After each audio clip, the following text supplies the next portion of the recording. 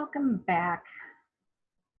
As I stated in a previous video earlier, actually that I did in my laundry room, we're going to talk a little bit more about the shadow self. If you haven't been here before, welcome. I'm glad you stopped in, and I hope you get a lot of information and things that you can move forward with in these videos, if that's what they are designed to do, is to kind of like educate, but also at the same time have fun. Because when you're working with spirit and you're working with guides and angels and the natural realm, you just never know what's going to happen. So you have to have a sense of humor. For those of you who don't know me, I am Elena Skyhawk, or title-wise, it's Reverend Dr. Elena Skyhawk. And I welcome you to our little series that we're doing. This is all being geared toward the books that I am in the process of writing, the programs and healing sessions and programs that I'm developing. So today I want to go into more detail. See, like I said, you have to have a sense of humor because the cat always wants to get involved. Go figure. I think she likes being on camera. What we're talking about is the shadow self. And this is something my mentor taught years ago. We had a class on it at the store that we were both working at in Scottsdale at the time. And he took us on a shamanic journey to the lower world to meet our shadow self. And it was very surprising once he went around the class after he brought us back on people's different images of what they got when they saw their shadow self. Because depending on what your shadow self looks like to you, how it shows up to you, will show you just how much you are living in possibly denial, how you're not moving forward because you don't really want to see, or you just don't get that what you're doing and what you're saying is affecting you or the people around you. So it was kind of funny to listen to some of the descriptions of what these people were saying. I mean, one had a huge ogre that showed up and was chasing him through the woods. Another one was just like constantly in its face. Every time the person tried to talk to it, the shadow self kept interrupting. So the person never got to ask any questions because the shadow self didn't want anybody but itself to be heard. And then there was another person whose shadow self was so tall, she described it at being like 9 or 10 feet tall, that even with a step ladder climbing up to the top, she had a very hard time looking that shadow self in the eyes.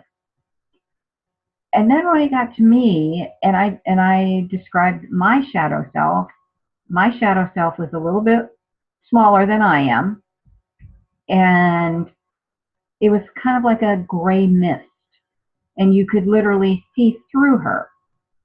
And I was like, wow, this is interesting. I'm not sure what it means, and I was hoping that once we got to the end of the class and Serge started talking to us about why we were seeing what we were seeing, he would be able to kind of like fill in the pieces. And he had a lot to say. And to those people that had ogres and people cutting them off, not allowing them to talk, and a shadow self that was so huge that even with a step ladder, the person could barely see eye to eye with it, found out that's not good, and these people were all very much into their egos. They all thought they knew better than anybody else, hence why the shadow self was always talking over the person, because that shadow part of them felt they knew better. So don't talk to me. I'm going to just kind of interrupt you and talk over you anyway. And when he got to me and he kind of described, or said, well, this is interesting. I've never had somebody that had a shadow self that you could actually see through. He goes, that's actually a good thing. And I was like, it is? And turns out it is, because by it being smaller than me, where in all the other instances, their shadows were huge. They were big. They couldn't even look up into their faces. Mine was smaller, which is a good thing. And when you do healing work and when you constantly work on yourself, the shadow side of you should be small. It should be something that you can look through, because that means that you're not being, what's the word, you're being transparent. Even the shadow is being transparent. So the information that you're giving out, the information that you're getting in, is not being blocked by your ego or your shadow self.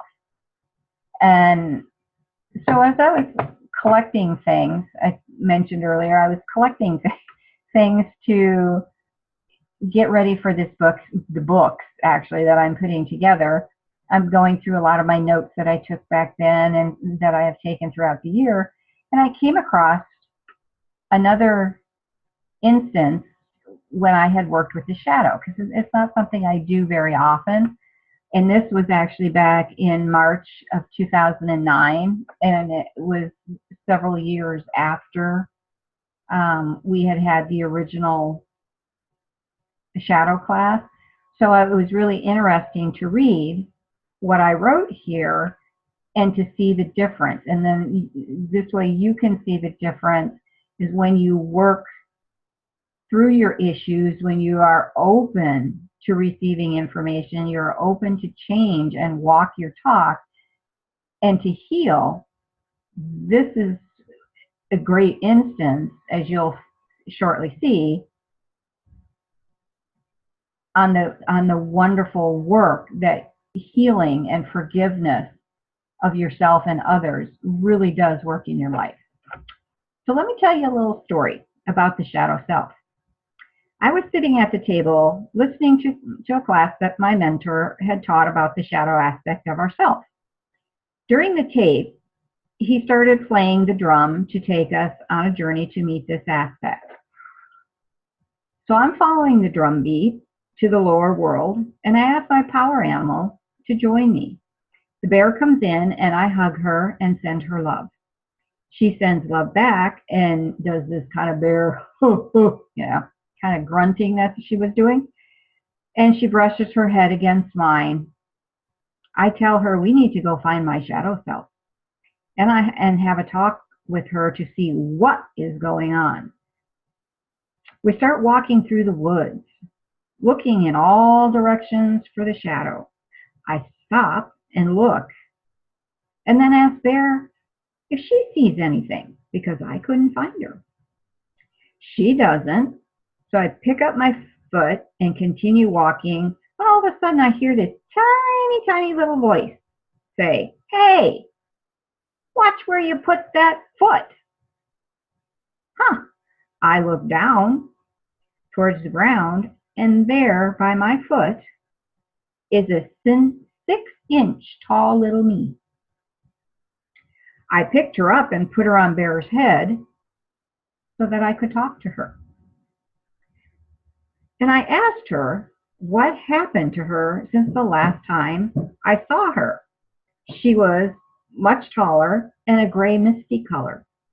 She told me that as I worked through my issues and healed, she started to shrink.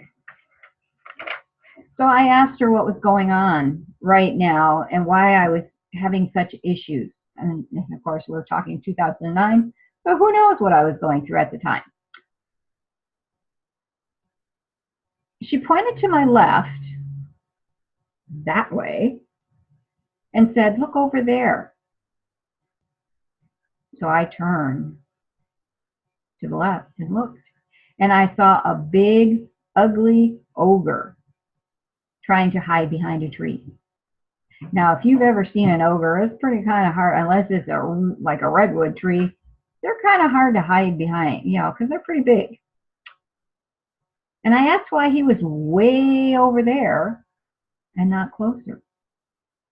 And she replied, that's as close as he can get to you because of the light surrounding you and all the protection that you have.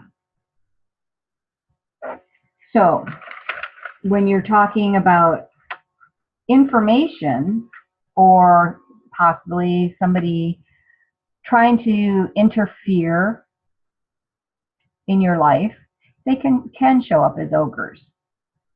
But what my little shadow self, who is now, last time I talked to her, who knows, could be different now, she was 6 inches tall. So of course, when you do a lot of work on yourself and your job is to heal at the deepest level possible and get to the root cause of what is blocking you from anything, whether it's blocking you from healing, blocking you from love, blocking you from your soulmate, blocking you from business or manifestation. It doesn't matter what the block is,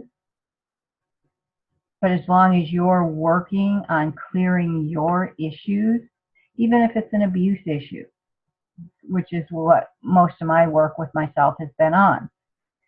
When you are open to healing it at the deepest level, at the root cause, then massive transformation happens. And anybody who tries to interfere, like in that case during the journey, it was some kind of ugly ogre.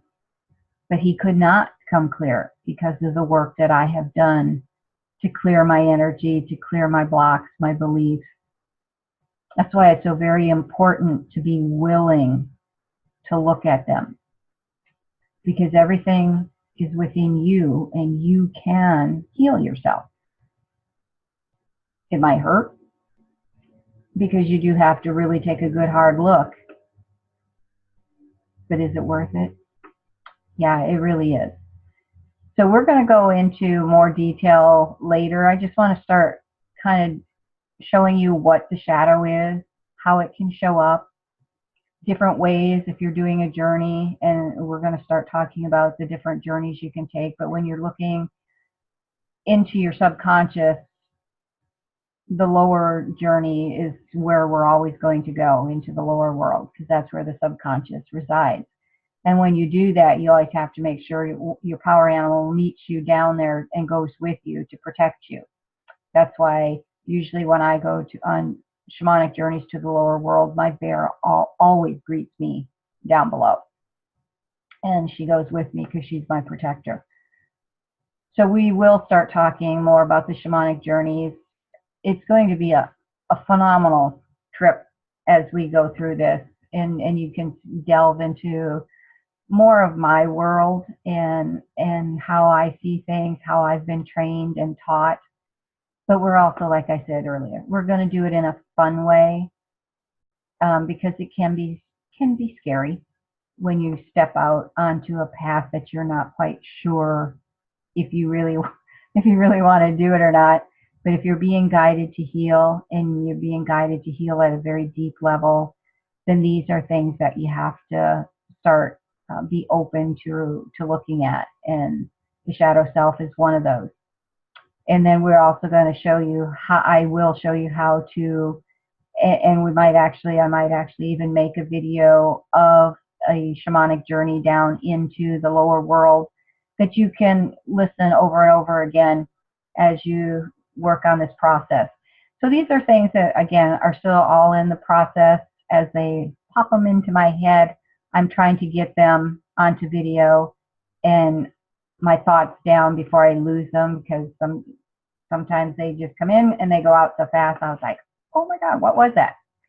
So that is your job, if you choose to accept it, to start writing down or kind of imagining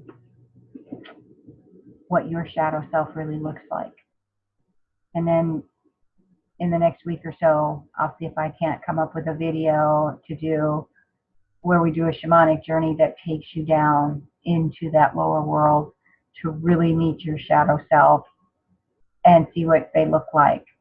And in the meantime, if you have any questions, post in the comments below so I can see them and I can answer them as we go along. And then stay tuned. Make sure you subscribe to the channel so that you get the new videos as soon as they're posted. And I also will be posting more on my website in blog, some of this information.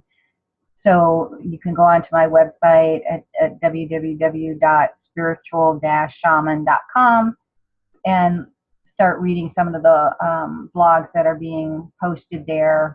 And then, of course, you can find me on Facebook, Instagram, Pinterest, Twitter.